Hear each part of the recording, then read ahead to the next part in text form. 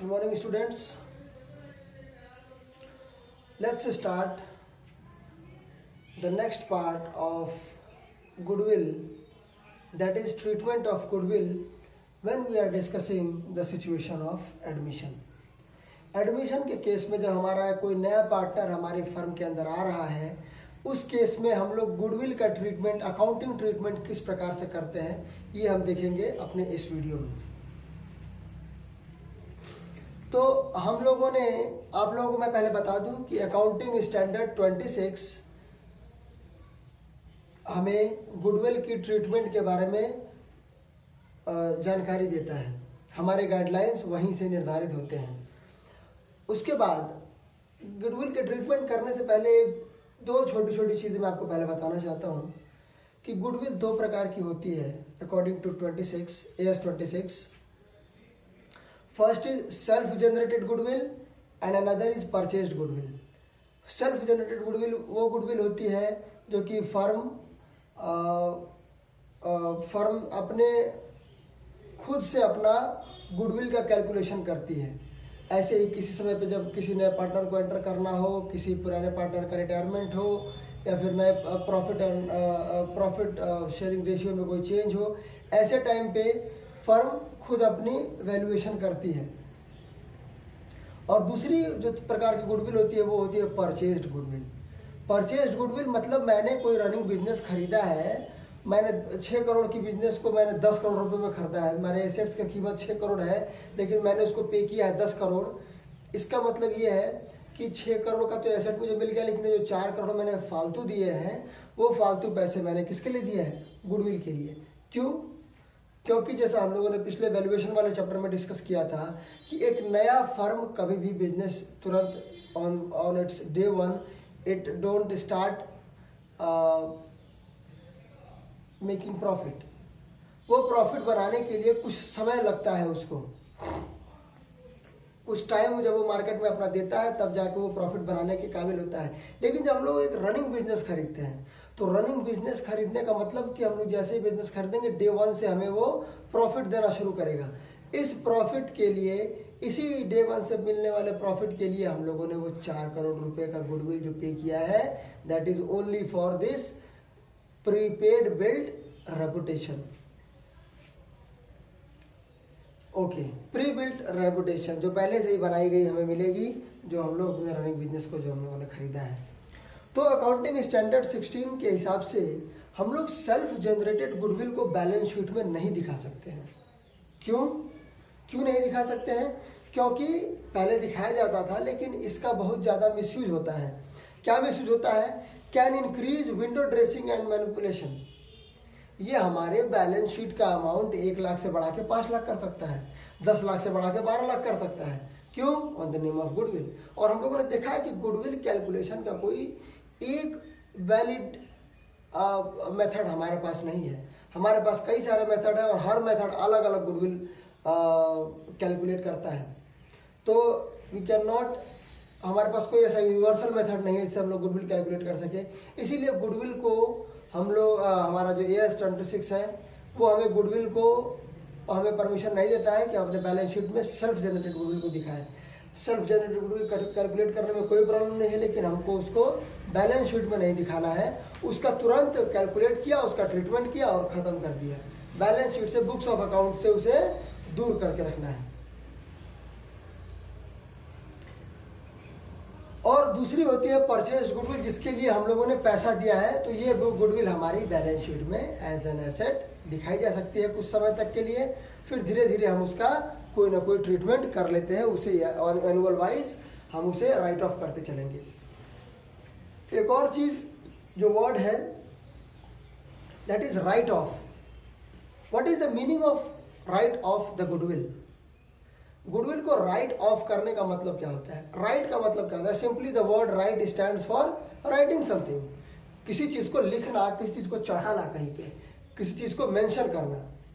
मतलब कि गुडविल को जब अपनी बुक्स में हम मेंशन करते हैं तो हम क्या कहते हैं? हम कहते हैं कि गुडविल इज रिटन। लेकिन जब हम उसी गुडविल को अपने बुक से मिटाते हैं तो उसे कहा जाता है राइट ऑफ। तो बैलेंस शीट हमने देखा होगा कि जो बैलेंस शीट होती है हमारी, उसमें एक तरफ एसेट होता है और एक तरफ लाइबिलिटी होती है, और दोनों तरफ जो हमारे अमाउंट होते हैं वो इक्वल होते हैं। तो जब अगर हम गुडविल जो एसेट साइड में रहेगा, अगर इसकी वैल्यू को हम 0 करेंगे तो ये इम्पैक्ट हमारे लाइबिलिटी साइड में भी तो आना चाहिए, कहीं ना कहीं आएगा, अदरवाइज हमारा बैलेंस शीट क्या हो जाएगा, डिसबैलेंस हो जाएगा। तो इस बैलेंस को मेंटेन करने के लिए हम लोग क्या करते हैं, इतना ही अमाउंट कैपिटल अकाउंट से, कैपिटल अकाउंट क्या होता है, हमेशा क्रेडिट बैलेंस का अकाउंट है, तो अगर उसका अमाउंट हमें कम करना है तो उस कैपिटल अमाउंट से क्या करेंगे, हम लोग उन चीजों को डेबिट कर देंगे। आई बात समझ में? ठीक है, अब चलिए चलते हैं ट्रीटमेंट के ऊपर। तो बहुत सारे केसेस आएंगे, लेकिन हम लोग शुरू किससे करेंगे, हमने ये भी जान लिया है कि गुडविल का अमाउंट कंपलसरी होता है। हम लोग गुडविल के अमाउंट को कभी भी बिना गुडविल के अमाउंट के हम लोग किसी नए पार्टनर को एंटर नहीं करा सकते। क्यों? क्योंकि गुडविल का अमाउंट ही उसे प्रॉफिट में शेयर दिलवाता है। तो आइए शुरू करते हैं कि 2 कंडीशन हो सकती है कि नया पार्टनर हमारा गुडविल कैश में लेके आ रहा है, टोटल अमाउंट कैश में लेके आ रहा है। दूसरा कंडीशन क्या हो सकता है,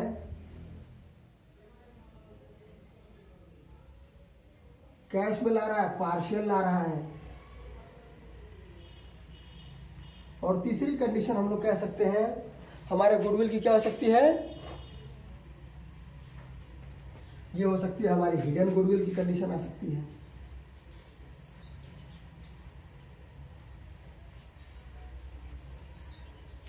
चलिए जल्दी जल्दी हम लोग इन तीनों कंडीशंस के बारे में, जब भी कोई कैश में लेके आएगा अगर हमारे पास गुडविल टोटल अमाउंट, तो एक कंडीशन लेके चलते हम लोग, ए और बी पार्टनर हैं 2:1 के रेशियो में, सी न्यू पार्टनर है फॉर 1/4 शेयर, और अमाउंट ऑफ गुडविल है 1 लाख। ये कंडीशन है हमारी। सी जो आ रहा है वो 50,000 रुपये कैपिटल लेके आ रहा है, कैपिटल ऑफ सी।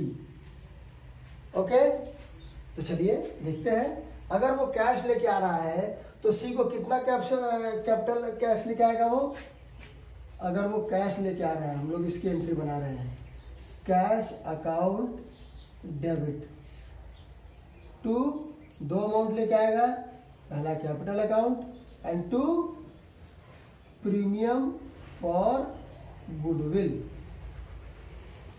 चलिए, तो कैपिटल तो हमारा 50,000 आ गया। अब प्रीमियम फॉर गुडविल कितना लेके आ रहा है वो, तो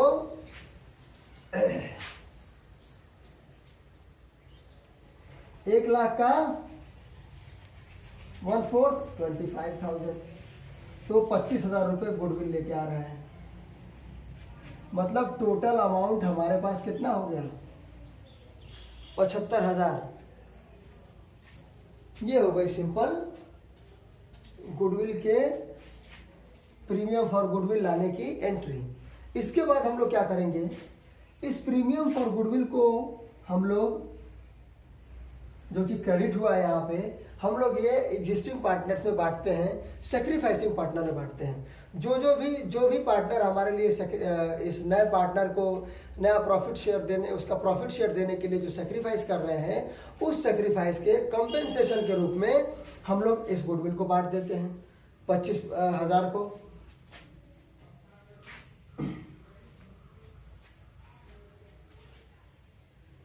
इसको 1/3 मान लेते हैं।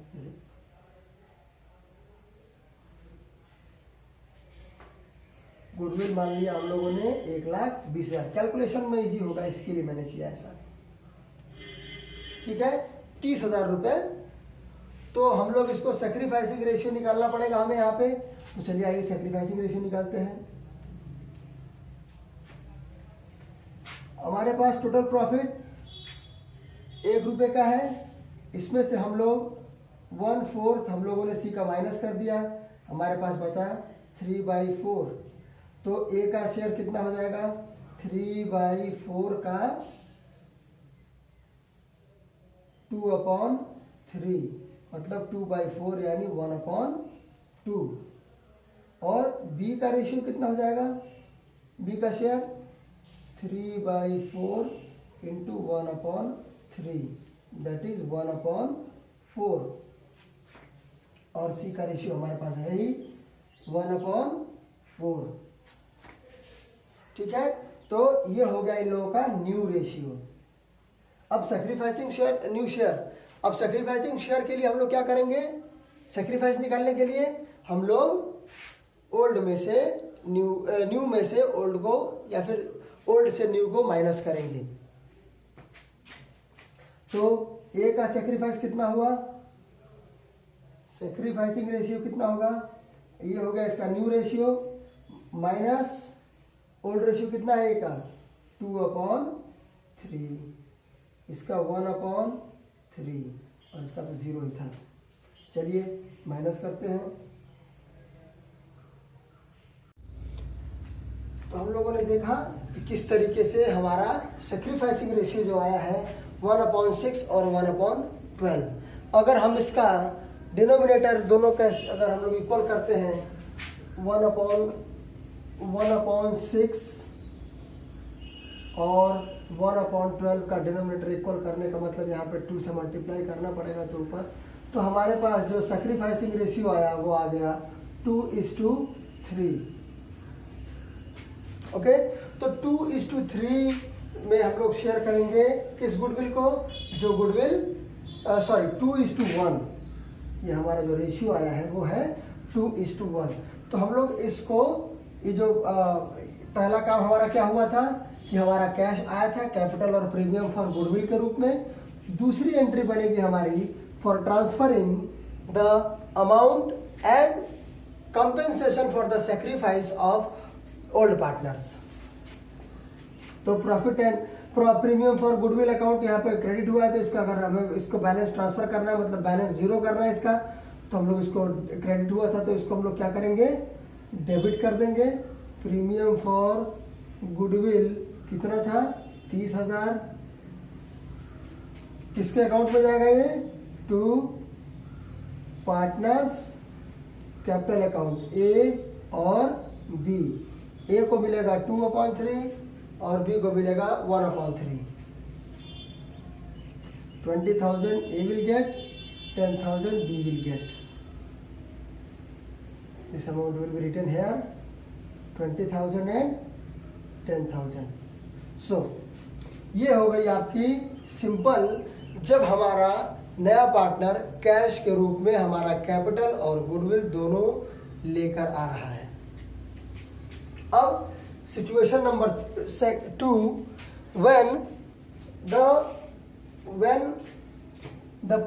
the new partner is not bringing the goodwill amount at all, or he is bringing the goodwill amount partially.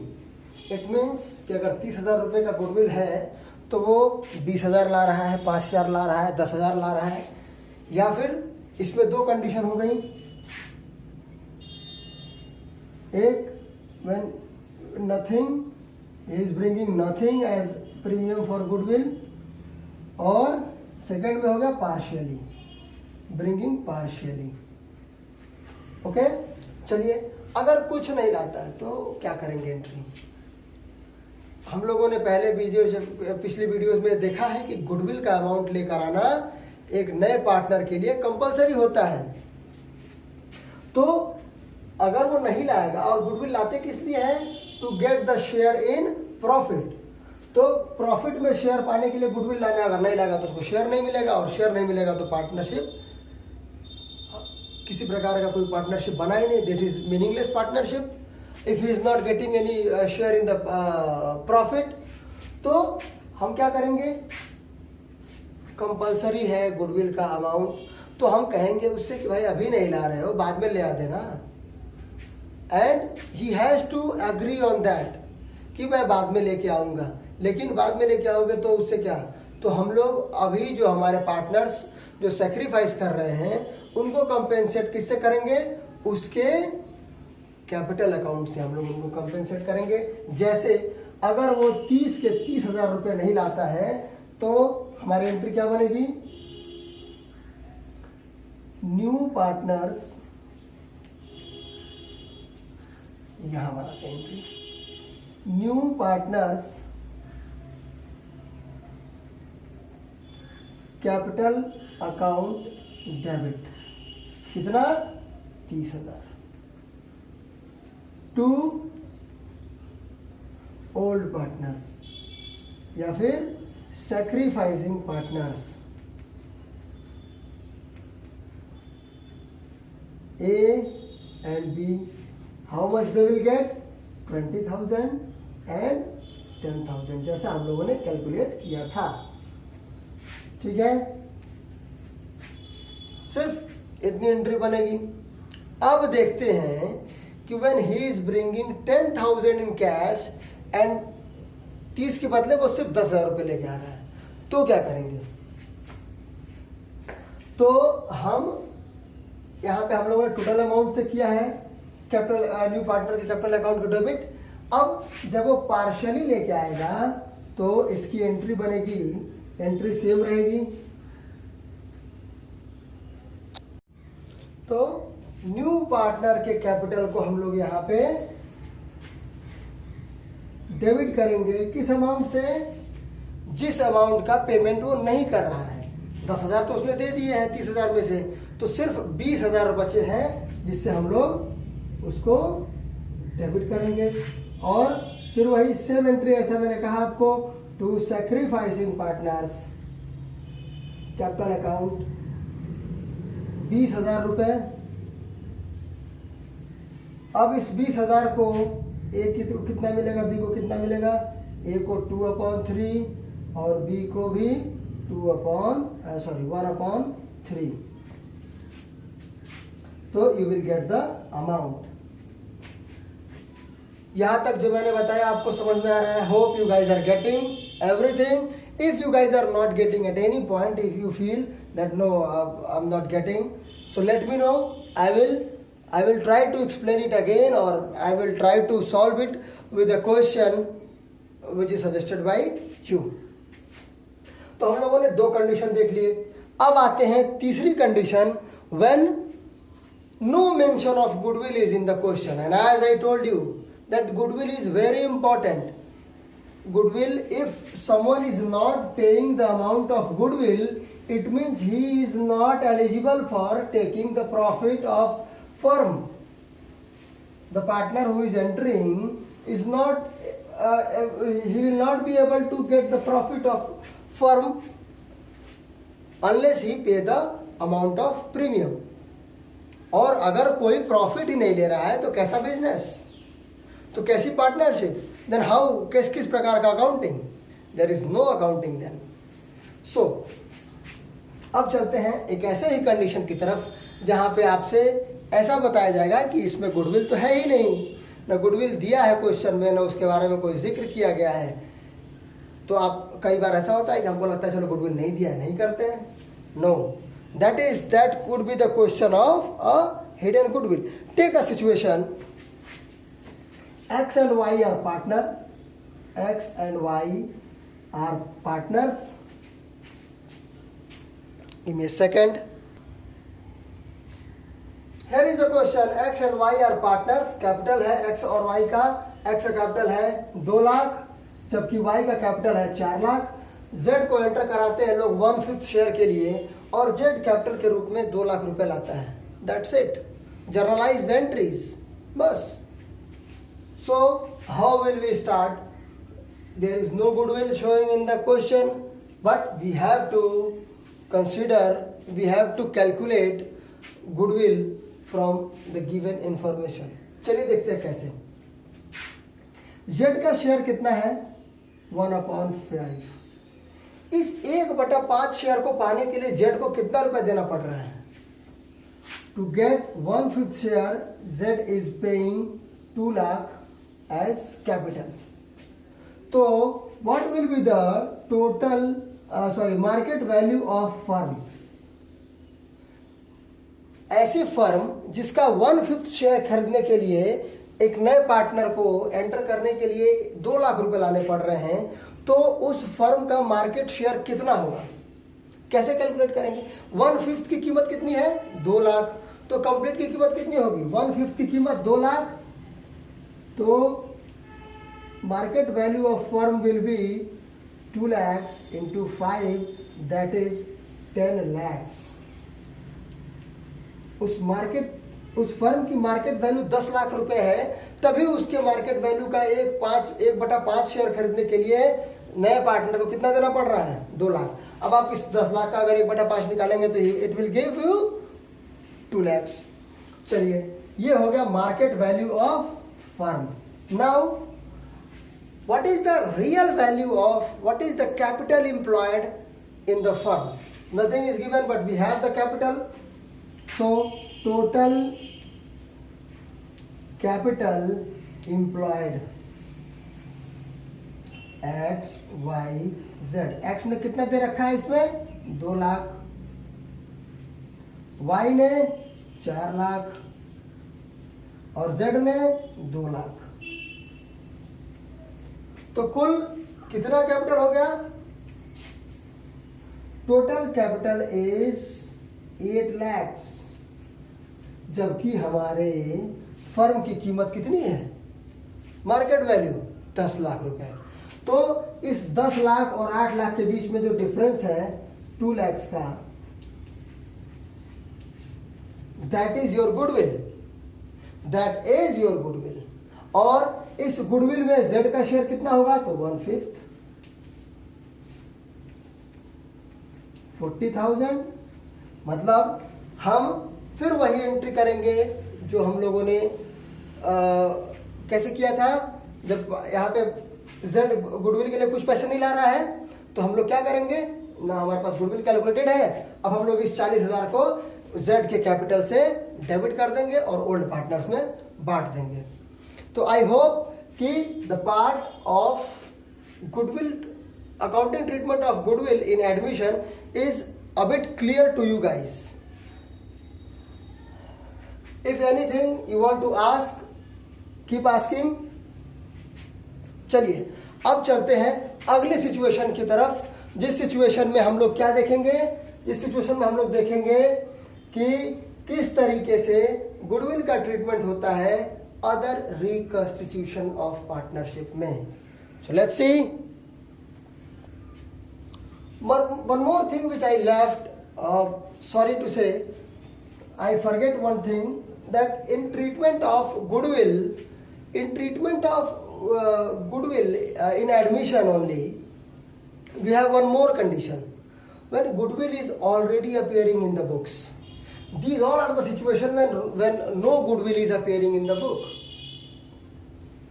अब हमारी गुडविल भी है और उसके साथ ये सारी सिचुएशन है। हमारी गुडविल अगर फर्म में दी गई है, हमारे बैलेंस शीट में गुडविल ऑलरेडी अपीयर हो रहा है, goodwill appearing in the books of accounts, in the books, तो क्या करेंगे? मैंने आपको सबसे पहले बताया था कि accounting standard 26 says that we cannot, whatever goodwill is given in the question, we will assume it as a self generated goodwill, and as soon as possible we will write it off. तो हम लोग उस goodwill को right of कर देंगे जिस goodwill को हम लोगों ने बैलेंस शीट में देखा है, हमारे क्वेश्चन में जो गुडविल दिया गया है। तो हम क्या करते हैं, गुडविल हमारा एक एसेट है जिसका डेबिट बैलेंस होता है, और उस एसेट को अगर हमें खत्म करना है तो उस जितने अमाउंट से वो डेबिट है उतने ही अमाउंट से हम क्या करेंगे, उतने ही अमाउंट से हम उसे क्रेडिट कर देंगे। तो क्या करेंगे हम लोग, टू गुडविल अकाउंट।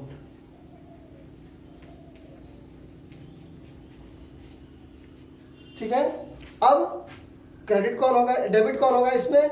तो हमारे पार्टनर्स का कैपिटल, जो भी हमारे ओल्ड पार्टनर्स हैं, old partners capital account debit. अब इस एंट्री को करते ही हमारे बैलेंस शीट का जो गुडविल है वो गुडविल क्या हो जाएगा, समाप्त हो जाएगा। उस गुडविल को हम लोगों ने राइट ऑफ कर दिया, मतलब उस गुडविल को हम लोगों ने मिटा दिया है।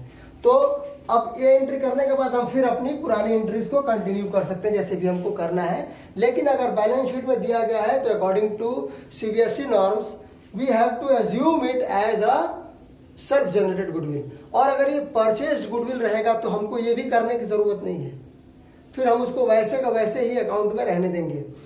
और अगर क्वेश्चन में मेंशन कर देता है कि ये परचेज गुडविल की तरह इसको ट्रीट करना है तो फिर हमें जैसी कंडीशन क्वेश्चन बताएगा वैसा हम करेंगे। हमें पता है कि राइट ऑफ के लिए क्या एंट्री बनती है। ठीक है, तो चलिए चलते हैं नए रिकंस्टिट्यूशन ऑफ पार्टनरशिप में जहां पे गुडविल का रिकंस्टिट्यूशन होना है। तो जो भी गुडविल हमारे तो अगली कंडीशन है न्यू प्रॉफिट शेयरिंग रेशियो। जब हम लोग एक पार्टनरशिप फर्म में, रनिंग पार्टनरशिप फर्म में नए प्रॉफिट शेयरिंग रेशियो का निर्धारण करते हैं तो उस टाइम पर भी गुडविल का एडजस्टमेंट होता है। तो उस टाइम पे गुडविल का एडजस्टमेंट करने के लिए एक सिंपल एंट्री करनी होगी आपको, सिर्फ सिंगल एंट्री से काम आपका चल जाएगा। वो क्या है?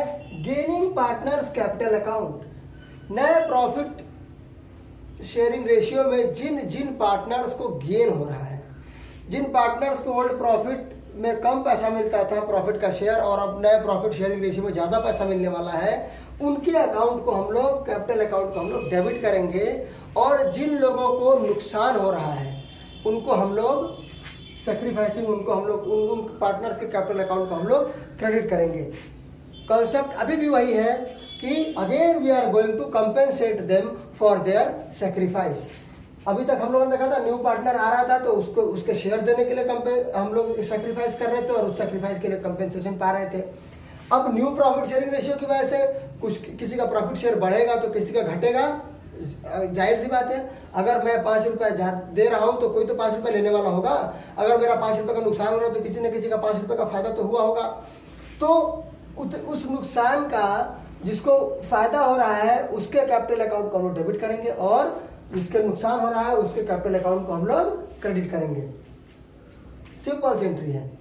अब चलते हैं हम लोग अभी इसको कंपेयर करेंगे। We will try to compare all the 3 condition of reconstitution and the treatment of goodwill in them.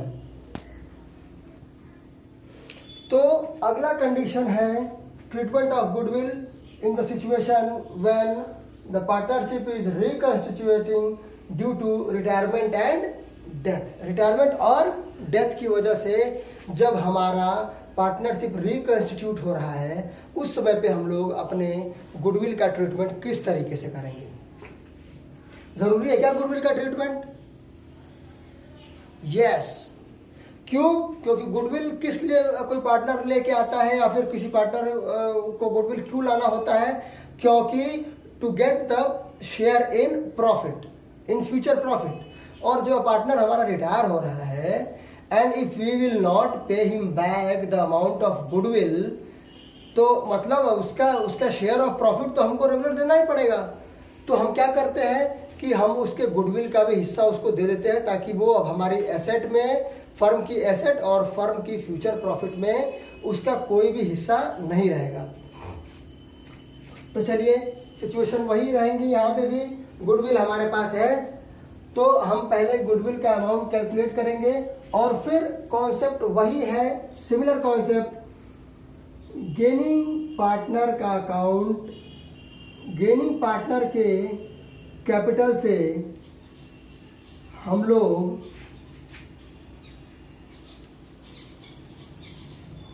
Sacrificing partner कौन है यहाँ पे? The one who is retiring for the company, from the company, capital account. जो partner retire हो रहा है वो हमारा सेक्रीफाइसिंग होगा। कई बार सिचुएशन ऐसी भी होती है कि मान लीजिए कंपनी में 4 पार्टनर हैं, एक कोई रिटायर, मान लीजिए ABCD 4 पार्टनर हैं, C रिटायर हो रहा है, लेकिन जो नई प्रॉफिट शेयरिंग रेशियो बन रही है उसमें ऐसा लग रहा है कि D भी सेक्रीफाइस कर रहा है। D का भी जो ओल्ड शेयर था, न्यू शेयर उससे कम हो गया।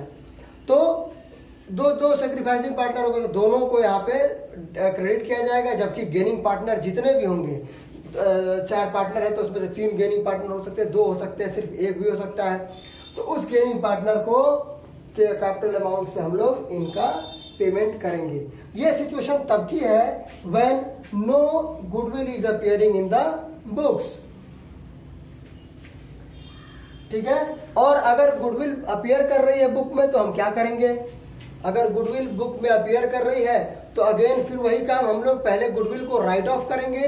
राइट ऑफ करने का मतलब क्या है, goodwill is an asset, always have a credit debit balance, तो हम लोग उस डेबिट बैलेंस को खत्म करने के लिए गुडविल क्या करेंगे, क्रेडिट कर देंगे। और जब गुडविल क्रेडिट होगा तो जितने भी एग्जिस्टिंग, अब रिटायरमेंट है तो सारे पार्टनर्स, रिटायरमेंट में कम से कम 3 पार्टनर का सवाल में आपको मिलेगा और एडमिशंस में कम से कम 2 पार्टनर का सवाल आपका शुरू होगा। तो सारे 3 के तीनों पार्टनरों को हम लोग क्या करेंगे, वहां पे डेबिट करेंगे। तो इस तरीके से हम लोग पहले गुडविल को राइट ऑफ करेंगे और फिर जाके जो गुडविल कैलकुलेटेड है रिसेंट गुडविल। अच्छा, जो बुक्स में गुडविल होता है इसका मतलब क्या होता है, what do you mean by that goodwill? इसका मतलब कि मैंने 1 साल 2 साल 5 साल 4 6 साल पहले मैंने गुडविल कैलकुलेट किया था किसी जरूरत की वजह से, और वो गुडविल मेरी अकाउंट्स में दिख रही है और वो मेरे बैलेंस शीट में दिख रही है, और आज मुझे पार्टनर को रिटायर करना है या एडमिशन करना है तो मैंने आज के दिन गुडविल को कैलकुलेट किया। अब उन दोनों गुडविल में डिफरेंस आना ही आना है बिल्कुल। पहले मेरी गुडविल 1 लाख थी, अब मेरी गुडविल 1.5 लाख हो गई है, बढ़ना ही है गुडविल को ज़्यादातर। तो अब ये जो मेरा 50,000 का इंक्रीज है, या तो मैं सिर्फ इस 50,000 की एंट्री करूं या फिर मैं उस 1 लाख को, पुराने 1 लाख को खत्म करूं और नए 1.5 लाख की एंट्री करूं। तो दोनों सिचुएशंस लगभग सेम है, लेकिन according to CBSE norm we have to write off the goodwill if there is no information given in the question. तो हम पहले उसको राइट ऑफ करेंगे और फिर जो हमारा, पहले 1 लाख को राइट ऑफ करेंगे, फिर जो हमारा 1.5 लाख का अमाउंट है गुडविल का, जो करंट गुडविल है हमारी, उसको हम लोग उसका ट्रीटमेंट करेंगे according to the discussed pattern. Now guys, it's time to compare all the three situations, what are the difference। तो चलिए देखते हैं। एडमिशंस में हमारे पास एडमिशन, रिटायरमेंट और न्यू प्रॉफिट शेयरिंग रेशियो, तीनों जगह हम लोगों ने क्या किया, गुडविल का ट्रीटमेंट किया।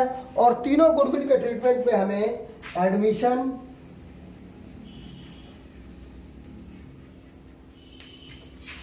एनपीएसआर एंड रिटायरमेंट।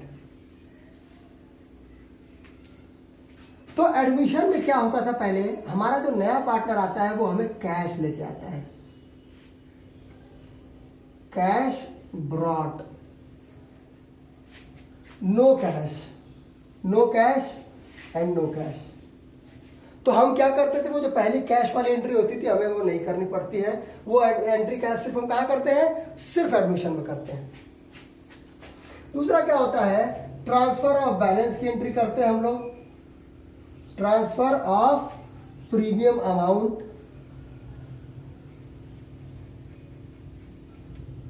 टू सैक्रिफाइसिंग, यहां भी करते हैं और यहां भी करते हैं, देख लिया हम लोगों ने। Any problem, no.